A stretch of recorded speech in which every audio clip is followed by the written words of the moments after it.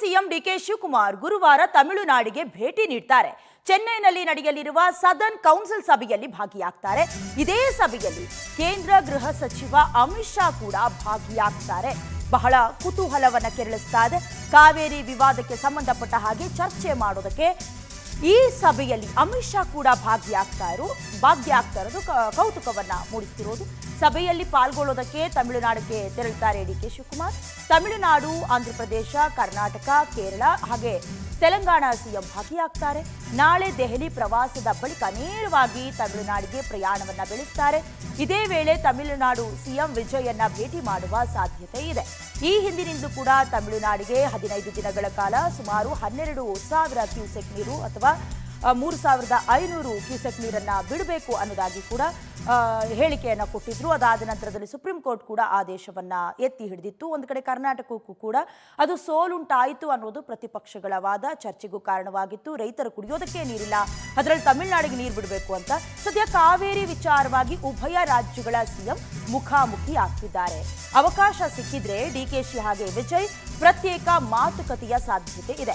ಇತ್ತೀಚೆಗೆ ತಮಿಳುನಾಡು ಸಿಎಂ ವಿಜಯ್ ರಾಜ್ಯಕ್ಕೆ ಬರಬೇಕಾಗಿತ್ತು. ವಿಧಾನಸೌಧದಲ್ಲಿ ಕೆಲ ಸಿದ್ಧತೆಗಳು ಕೂಡ ಆಗ್ತಾ ಇತ್ತು. ಆದ್ರೆ ಸಂಘಟನೆಗಳ ಹೋರಾಟ ನಡೀತಲ್ಲ, ಆ ಹಿನ್ನೆಲೆ ವಿಜಯ್ ಭೇಟಿ ರದ್ದಾಗಿತ್ತು.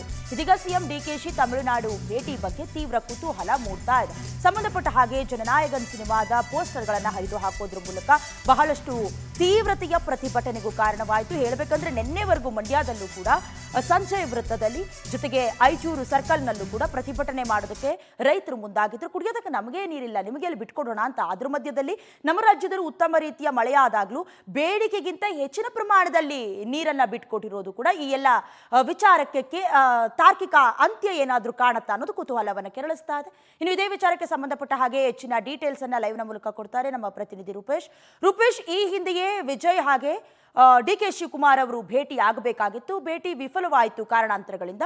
ಸೊ ಈಗ ಕುತೂಹಲ ಮೂಡ್ತಾ ಇರೋದೇನಂತ ಹೇಳಿದ್ರೆ, ಈ ಒಂದು ಮೀಟಪ್ ನಲ್ಲಿ ಅಮಿತ್ ಶಾ ಭಾಗಿಯಾಗ್ತಾ ಇರೋದು. ಯಾವ ವಿಚಾರವನ್ನ ಚರ್ಚೆ ಮಾಡಬಹುದು? ಕರ್ನಾಟಕಕ್ಕೆ ಏನಾದ್ರೂ ಯಶಸ್ವಿ ಆಗುತ್ತಾ ಈ ಭೇಟಿ ಅಂತ?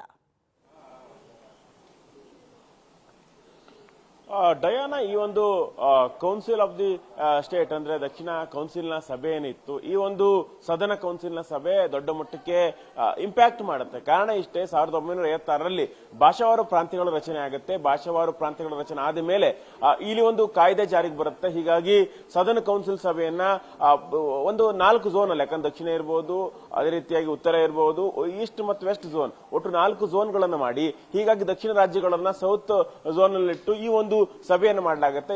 ಈ ಒಂದು ಸಭೆಗೆ ಅಧ್ಯಕ್ಷರು ಅಮಿತ್ ಶಾ ಆಗಿರ್ತಾರೆ. ಹೀಗಾಗಿ ಆ ಸಭೆಗೆ ಬರ್ತಾ ಇದ್ರೆ ಈ ಒಂದು ಸದನ್ ಕೌನ್ಸಿಲ್ ನ ಕೆಲಸ ಏನಂತ ಹೇಳಿದ್ರೆ, ವಿವಾದಗಳನ್ನ, 2 ರಾಜ್ಯಗಳಿರ್ತಕ್ಕಂಥ ನದಿ ಬೇರೆ ಬೇರೆ ವಿವಾದಗಳನ್ನ ಬಗೆಹರಿಸೋದು, ಅದೇ ರೀತಿ ಪ್ರಾದೇಶಿಕ ಅಭಿವೃದ್ಧಿ, ಯಾಕಂದ್ರೆ ದಕ್ಷಿಣ ರಾಜ್ಯಗಳ ಅಗತ್ಯತೆಗಳೇನು ಅದನ್ನ ತಿಳ್ಕೊಂಡು ಅದಕ್ಕೆ ಬೇಕಾಗಿರ್ತಕ್ಕಂಥ ಏನೇನು ಬೇಕಾಗತ್ತೆ ಅದನ್ನ ಬಗೆಹರಿಸುವಂತದ್ದು, ಅಭಿವೃದ್ಧಿ ಮಾಡೋದಂಥದ್ದು, ಪ್ರಾದೇಶಿಕ ಅಭಿವೃದ್ಧಿ ಒತ್ತು ಕೊಡುವಂಥದ್ದು. ಅದೇ ರೀತಿಯಾಗಿ ಇನ್ನೊಂದಿಷ್ಟು ಕೆಲಸಗಳನ್ನು ಕೂಡ ಈ ಒಂದು ಪ್ರಾದೇಶಿಕ ಕೌನ್ಸಿಲ್ ಸದನ್ ಕೌನ್ಸಿಲ್ ಮಾಡುತ್ತೆ. ಹೀಗಾಗಿ ಈ ಒಂದು ಸಭೆಯಲ್ಲಿ ಅಮಿತ್ ಶಾ ಅವರು ಭಾಗಿಯಾಗ್ತಾ ಇದ್ದಾರೆ. ಅದೇ ರೀತಿಯಾಗಿ ದೆಹಲಿಯಿಂದ ನೇರವಾಗಿ ಇಲ್ಲಿ ಡಿಕೆ ಶಿವಕುಮಾರ್ ಕೂಡ ಚೆನ್ನೈಗೆ ಹೋಗ್ತಾರೆ. ಚೆನ್ನೈಯಲ್ಲಿ ಈ ಸಭೆ ನಡೀತಾ ಇದ್ದು ಈ ಸಭೆಯಲ್ಲಿ ಭಾಗಿಯಾಗ್ತಾರೆ. ಅದೇ ರೀತಿಯಾಗಿ ತಮಿಳುನಾಡು ಕೂಡ ಸಿಎಂ ಕೂಡ ಈ ಸಭೆಯಲ್ಲಿ ಇರೋದ್ರಿಂದ ಇಲ್ಲಿ ಕಾವೇರಿ ನದಿ ವಿವಾದ ಇತ್ತು. ಅದೇ ರೀತಿಯಾಗಿ ಮೇಕೆದಾಟು ನದಿ ವಿವಾದವನ್ನು ಸೃಷ್ಟಿ ಮಾಡಲಿಕ್ಕೆ ತಮಿಳುನಾಡು ಒಂದು ಕೆಲಸವನ್ನು ಮಾಡ್ತಾ ಇದೆ. ಅದಕ್ಕೋಸ್ಕರ ಈ ಸಂಬಂಧಪಟ್ಟಂತೆ ಅಮಿತ್ ಶಾ ನೇತೃತ್ವದಲ್ಲಿ ಈ ಮೇಕೆದಾಟು ವಿಚಾರವಾಗಿ ಒಂದು ಸಂಧಾನ ಆಗಬಹುದು ಅನ್ನೋ ಚರ್ಚೆಗಳು ಈಗ ಶುರುವಾಗಿದೆ. ಯಾಕಂತ ಹೇಳಿದ್ರೆ ಮೇಕೆದಾಟು ಯೋಜನೆಯನ್ನು ಮಾಡೋದ್ರಿಂದ ತಮಿಳುನಾಡಿಗೆ ಲಾಭವೇ ಆಗುತ್ತೆ ಬಿಟ್ಟರೆ ನಷ್ಟ ಆಗೋದಿಲ್ಲ.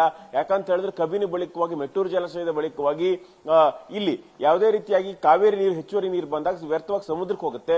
ಆ ನೀರನ್ನು ತಡೆ ಹಾಕಿಕೊಂಡು ಇಲ್ಲಿಗ ತಮಿಳುನಾಡು ಪಾಲಿನ ನೀರನ್ನ ನಾವು ಬಿಡ್ಲಿಕ್ಕೆ ಸಿದ್ಧ ಅಂತ ಹೇಳಿ ಡಿಕೆ ಶಿವಕುಮಾರ್ ಹೇಳ್ಕೊಂಡಿದ್ದಾರೆ. ಹೀಗಾಗಿ ಮೇಕೆದಾಟು ಅಣೆಕಟ್ಟು ಮಾಡೋದ್ರ ಮೂಲಕವಾಗಿ ತಮಿಳುನಾಡಿಗೂ ಅನುಕೂಲ ಆಗಬೇಕು, ಅದಕ್ಕೆ ರೀತಿಯಾಗಿ ಬೆಂಗಳೂರಿಗೆ ಕುಡಿ ನೀರಿಗೂ ಅನುಕೂಲ ಆಗಬೇಕು.